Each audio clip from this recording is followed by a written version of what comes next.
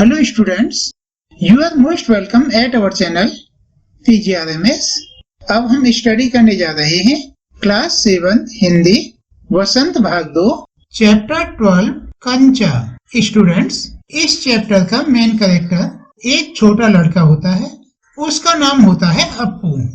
इस चैप्टर की स्टोरी के माध्यम से हम यह जानना चाहेंगे कि एक छोटे बच्चे की मनोदशा क्या होती है। वह अकेलापन महसूस करता है, किस तरह से अपने साथियों को मिस करता है। एक्चुअल में अप्पू की एक छोटी बहन थी, वो खत्म हो गई है। अब वह केवल अकेला सिंगल चाइल्ड है।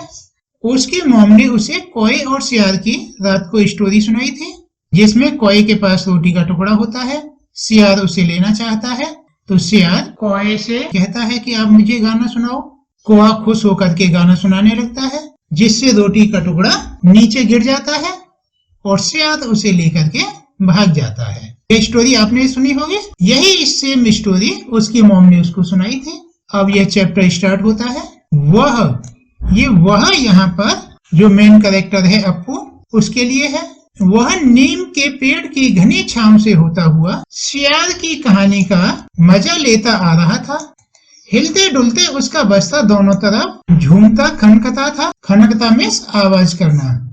ये खनकने की आवाज कैसे होती थी? स्लेट कभी छोटी शीशी से टकराते तो कभी पेंसिल से। यूं वे सब उस बस्ते के अंदर टकरा रहे थे, मगर वह न कुछ सुन रहा था न कुछ देख रहा था। उसका पूरा ध्यान कहानी पर केंद्रित था।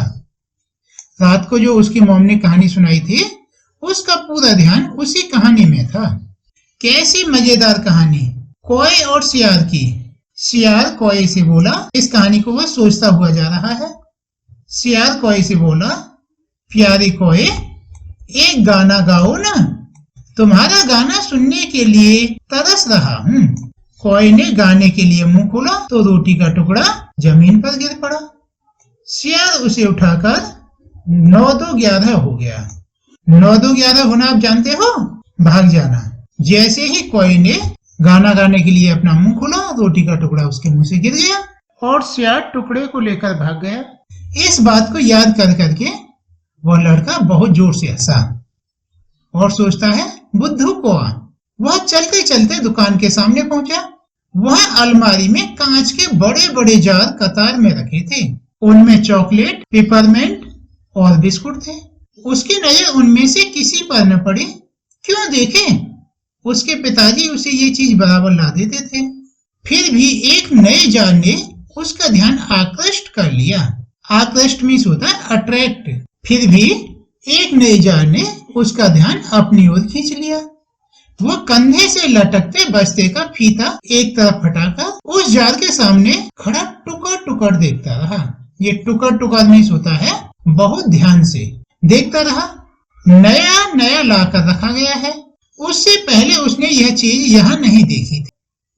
पूरे जार में कंचे हैं, हरी लकीर वाले, बढ़िया गोल कंचे, बड़े आमले जैसे। कितने खूबसूरत हैं। अब तक ये कहाँ थे? शायद दुकान के अंदर। अब दुकानदार ने दिखाने के लिए बाहर रखा होगा।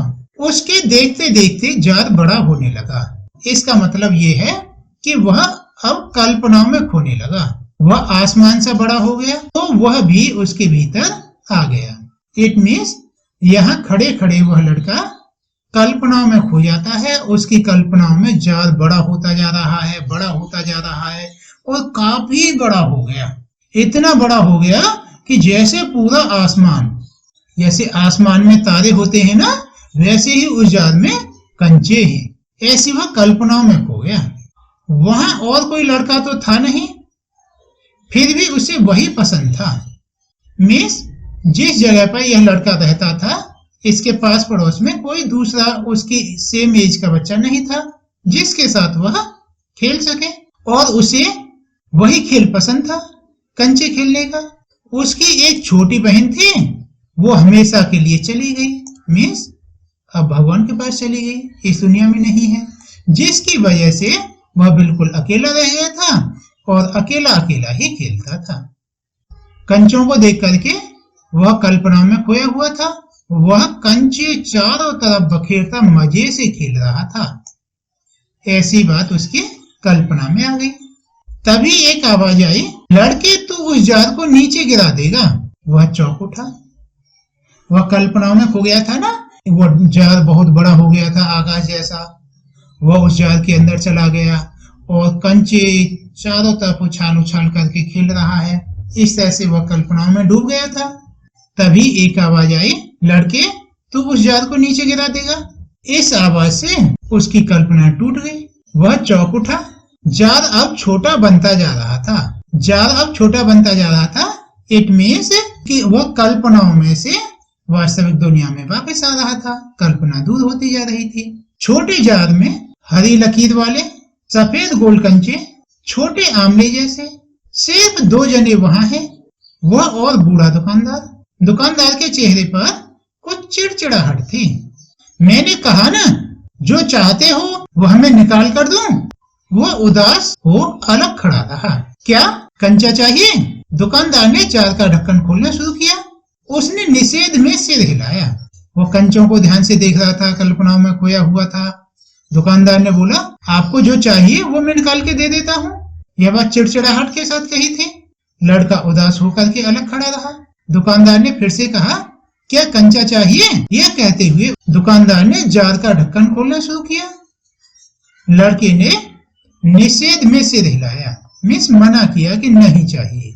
तो फिर दुकानदार ने कहा, कंचे नहीं चाहिए तो फिर क्या चाहिए आपको? सवाल खूब रहा, क्या उसे कंचा चाहिए? क्या चाहिए? यहाँ पर दुकानदार थोड़ा सस्पेंस में हो जाता है। जब उसने मना किया कि नहीं चाहिए तो फिर क्या चाहिए? कंचा चाहिए, कंचा नहीं चाहिए तो क्या चाहिए? इस तरह से दुकानदार थोड़ा सस्पेंस में हो गया। उसे खुद मालूम नहीं है। जो भी हो, उसने कंचे को छूकर देखा। जार को छूने पर कंचे का स्पर्श करने का एहसास हुआ। अगर वह चाहता तो कंचा ले सकता था। और सोच रहा है, यदि मैंने कंचा ले लिया होता तो इसी समय स्कूल की घंटी बज जाती है। और स्कूल की घंटी की आवाज सुन करके वह अपने बस्ते को पकड़ करके दौड़ पड़ा। स्कूल के लिए लेट हो गया था। देर से पहुंचने वाले लड़कों को पीछे बैठना पड़ता है।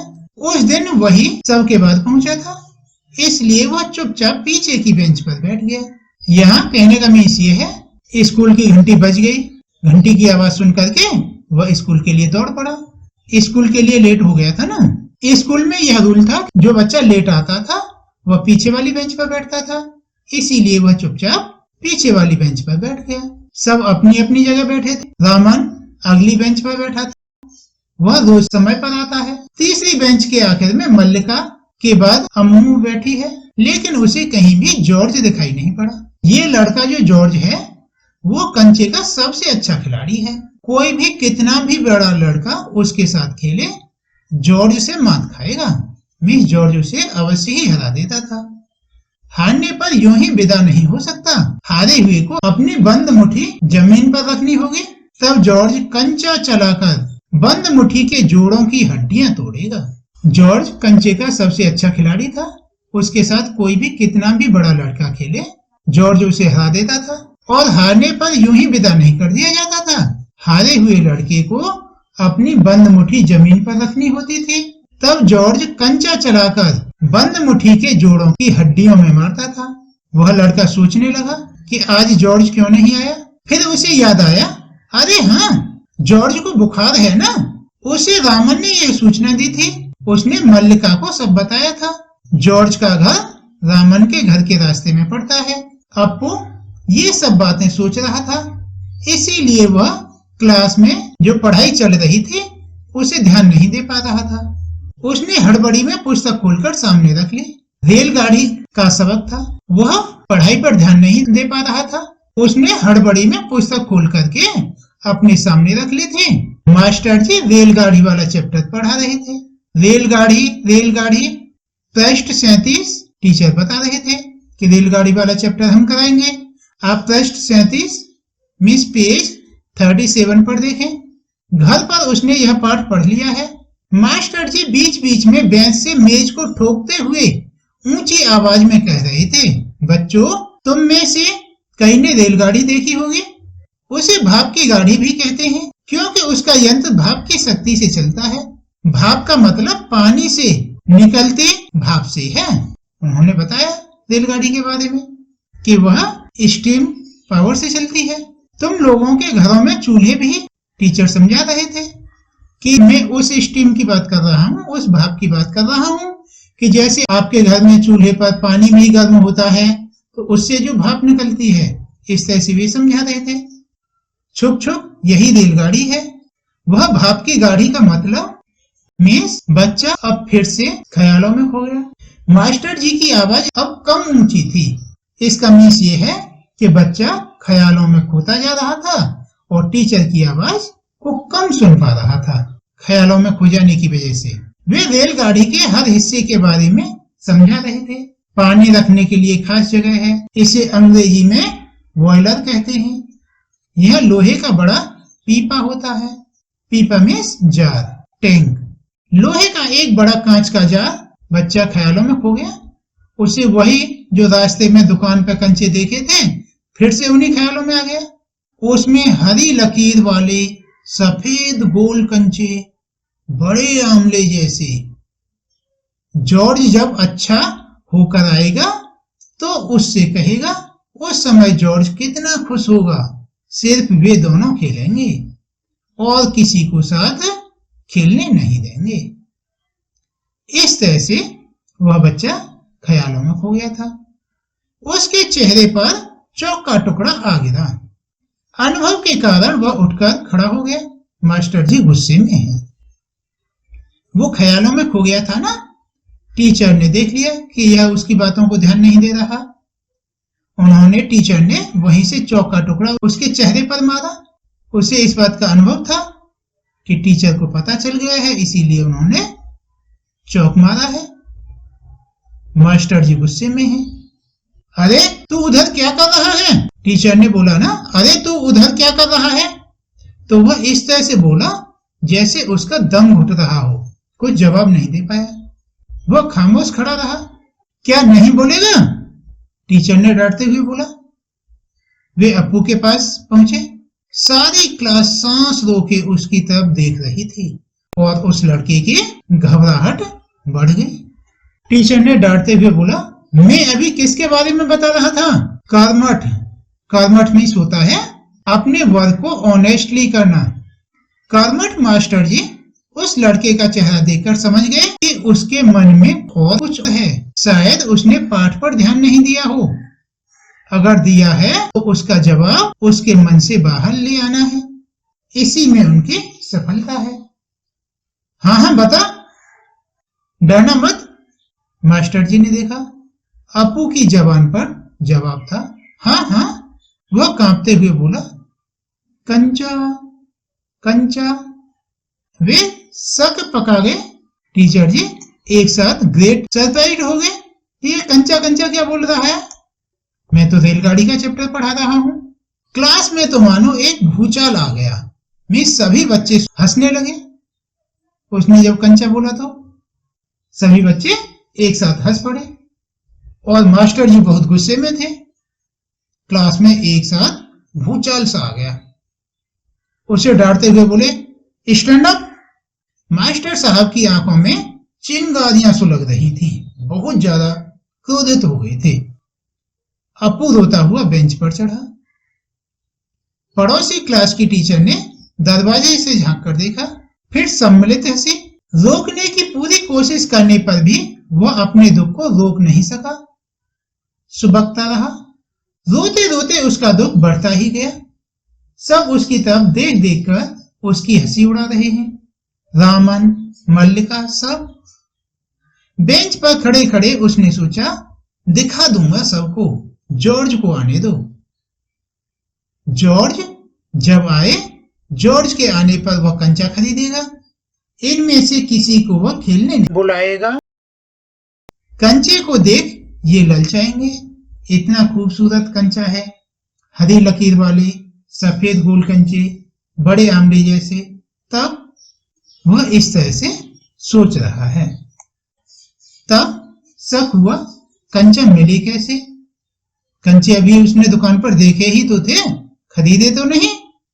फिर उसे शक हुआ ये कंचा मिले कैसे, क्या मांगने पर दुकानदार देगा? जॉर्ज के साथ लेकर पूछे तो, नहीं दे तो। इस तरह से लड़का सोचने लगा। किसी को शक हो तो पूछ लो। मास्टर जी ने उस घंटे का स्पीच अपना फिनिश किया। क्या किसी को कोई शक नहीं? अप्पू की शंका अभी दूर नहीं हुई थी। वह सोच रहा था क्या जॉर्ज को साथ ले चलने पर भी दुकानदार कंचा नहीं देगा? अप्पू अभी भी ख्यालों में ही खोया हुआ था, वह वास्तविक रूप से क्लास में नहीं था। वह सोच रहा था क्या जॉर्ज को साथ ले जाएं तो दुकानदार वह कंचा दे देगा या नहीं देगा। अगर खरीदना ही पड़े तो कितने पैसे लगेंगे। रामन ने मास्टर जी से सवाल किया और उसे सवाल का जवाब मिला। अम्मेड़ ने शंका का समाधान कराया। कई छात्रों ने यह दोहराया। अप्पू क्या सोच रहे हो? मास्टर जी ने पूछा। पूछ लो ना, शंका क्या है? शंका जरूर है। टीचर उसके फेस को पहचान गए थे कि इसे कोई कंफ्यूजन है, इसीलिए पूछा। पूछ लो कि आपको क्या शंका है। कोई ना कोई शंका जरूर है। वह अभी भी आधा ख्यालों में खोया हुआ था और टीचर के पर्सनली उससे बोलने पर आधा वास्तविकता में आ गया। अचानक बोल पड़ा, क्या जॉर्ज को साथ ले चलने पर दुकानदार कंचे देगा? नहीं तो कितने पैसे लगेंगे? क्या 5 पैसे में मिलेगा? 10 पैसे में? वह अभी भी ख्यालों में खोया हुआ था। क्या जॉर्ज को साथ ले चलने पर दुकानदार कंचे देगा? नहीं तो कितने पैसे लगेंगे? क्या 5 पैसे में मिलेगा? 10 पैसे में? क्या सोच रहे हो? पैसे? क्या? कितने पैसे चाहिए? किसके लिए? वह कुछ नहीं बोला। हरी लकीर वाले सफेद गोल कंचे उसके सामने से फिसलते गए। मिस उसके ख्याल टूटने लगे। मास्टर जी ने पूछा, क्या रेलगाड़ी के लिए? उसने सिर हिलाया। बेवकूफ, रेलगाड़ी को पैसे से खरीद नहीं सकते। अगर मिले तो उसे लेकर क्या करेगा? वह खेलेगा, जॉर्ज के साथ खेलेगा। अभी भी वह सोच रहा था, ख्यालों आधे ख्यालों में था। वह खेलेगा, जॉर्ज के साथ खेलेगा। रेलगाड़ी नहीं, कंचा। चपरासी एक नोटिस लाया। मास्टर जी ने कहा, जो फीस लाए हैं वे ऑफिस में जाकर जमा कर दें। बहुत से छात्र गए। राजन ने जाते जाते अप्पू के पैर में चिकोटी काट ली।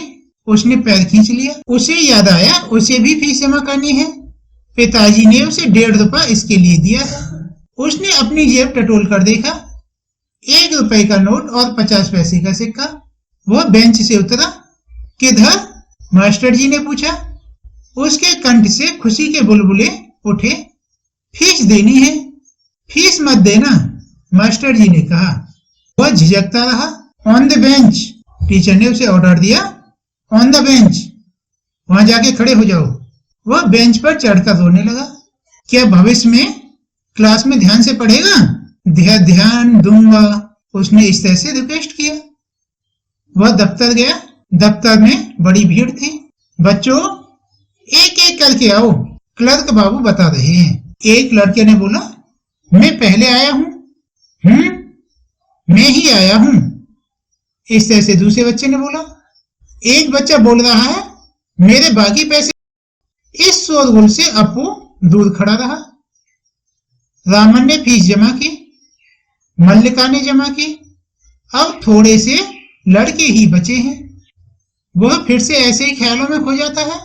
जॉर्ज को साथ लेकर चलूं तो देगा ना? शायद दे। नहीं तो कितने पैसे लगेंगे? 5 पैसे? 10 पैसे? हरी लकीर वाले गोल सफेद कंचे। घंटी बजने पर फीस जमा किए हुए सभी बच्चे उधर से चले। वह भी चला, मानो नींद से जाकर चल रहा हो। क्या सब फीस जमा कर चुके? कक्षा छोड़ने से पहले मास्टर जी ने पूछा। वह नहीं उठा। शाम को थोड़ी देर इधर उधर टहलता रहा। लड़के गीली मिट्टी के छोटे गड्ढे खोदकर कंचे खेल रहे थे। वह उनके पास नहीं गया। फाटक के सींखचे थामे उसने सड़क की तरफ देखा। वहां उस मोड़ पर दुकान है। दुकान में अलमारी। बाहर खड़े खड़े छू सकेगा? कंचों के बारे में ही खोया हुआ है। अलमारी में शीशे के जार, उनमें एक जार में पूरा कंचा ही कंचा भरा हुआ है। इस तरह से वह बातें सोच रहा है। बस्ता कंधे पर लटकाए वह चलने लगा। दुकान नजदीक आ रही है। उसकी चाल की तेजी बढ़ी। वह अलमारी के सामने खड़ा हो गया। दुकानदार हंसा। उसे मालूम हुआ कि दुकानदार उसके इंतजार में है। वह भी हंसा। कंचा चाहिए है ना? उसने सिर हिलाया। दुकानदार जार का ढक्कन खोलने लगा। तब अप्पू ने पूछा, अच्छे कंचे हैं ना? बढ़िया, फर्स्ट क्लास कंचे। कितने कंचे चाहिए? कितने चाहिए? कितने? उसने जेब में हाथ डाला। 1 रुपया और 50 पैसे हैं। उसने वह निकाल कर दिखाया। दुकानदार चौंका। इतने सारे पैसे के? सबके? पहले कभी किसी लड़के ने इतनी बड़ी रकम से कंचे नहीं खरीदे थे। इतने कंचे की जरूरत क्या है? वह मैं नहीं बताऊंगा। दुकानदार समझ गया। वह भी किसी जमाने में बच्चा रहा था। उसके साथी मिलकर खरीद रहे होंगे। यही उनके लिए खरीदने आया होगा। वह कंचे खरीदने की बात जॉर्ज के सिवा और किसी को बताना नहीं चाहता था। दुकानदार ने पूछा, क्या तुम्हें कंचा खेलना आता है? वह नहीं जानता था। तो फिर कैसे कैसे सवाल पूछ रहा है? उसका धीरज जवाब दे रहा था। उसने हाथ फैलाया। दे दो। दुकानदार हंस पड़ा। वह भी हंस पड़ा। कागज की पोटली छाती से चिपकाए वह नीम के पेड़ों की छांव में चलने लगा। कंचे अब उसकी हथेली में हैं। जब चाहे बाहर निकाल ले। उसने पोटली लाकर देखा। वह हंस रहा था। उसका जी चाहता था काश पूरा जार उसे मिल जाता।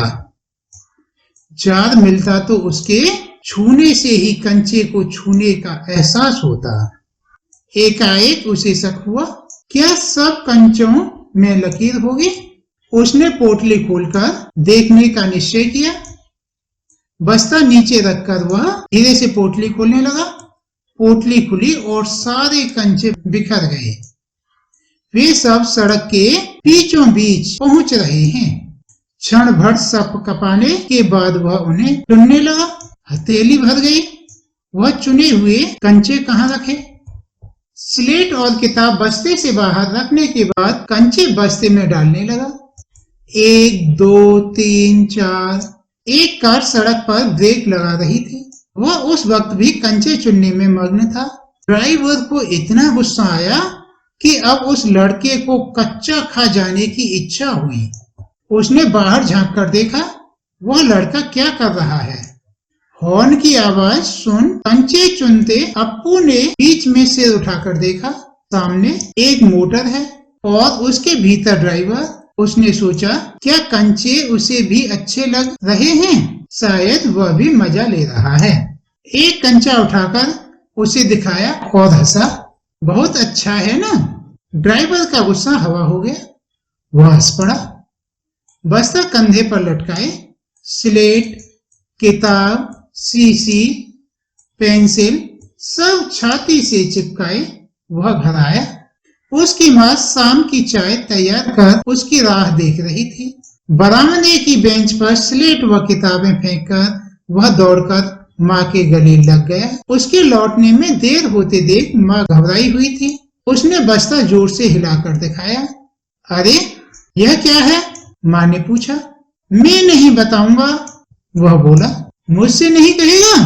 कहूंगा। माँ आंखें बंद कर लो। माँ ने आंखें बंद कर ली। उसने गिना 1, 2, 3। माँ ने आंखें खोलकर देखा। बस्ते में कंचे ही कंचे थे। वह कुछ और हैरान हुई। इतने सारे कंचे कहाँ से लाया? खरीदे हैं। पैसे? पिताजी की तस्वीर की ओर इशारा करते हुए उसने कहा। दोपहर को दिए थे ना? माँ ने दांतों तले उंगली दबाई। फीस के पैसे? इतने सारे काहे को लिए? आखिर खेलोगे किसके साथ? उस घर में सिर्फ वही है। उसके बाद एक मुन्नी भी थी, उसकी छोटी बहन। मगर माँ की पलकें भीग गईं। उसकी माँ रो रही है। अप्पू नहीं जान सका कि माँ क्यों रो रही है। क्या कंचा खरीदने से? ऐसा तो नहीं हो सकता। तो फिर क्यों रो रही है? उसकी आंखों के सामने बूढ़ा दुकानदार और कार का ड्राइवर खड़े खड़े हंस रहे थे। वे सब पसंद करते हैं, सिर्फ माँ को कंचे क्यों पसंद नहीं आए? शायद कंचे अच्छे नहीं हैं। बस्ते से आमले जैसे कंचे निकालते हुए उसने कहा, बुरे कंचे हैं, है ना? नहीं, अच्छे हैं। देखने में बहुत अच्छे लगते हैं ना? बहुत अच्छे लगते हैं। वह हंस पड़ा। उसकी माँ भी हंस पड़ी। आंसू से गीली माँ के गाल पर उसने अपना गाल सटा दिया। अब उसके दिल से खुशी झलक रही थी। स्टूडेंट्स, इस चैप्टर के राइटर हैं टी पद्मनाभन। स्टूडेंट्स, इस चैप्टर के क्वेश्चन आंसर और अदर एक्सरसाइज आदि पीडीएफ डाउनलोड करने के लिए आप हमारी वेबसाइट pgrmseducation.com पर जाकर के डाउनलोड कर सकते हैं।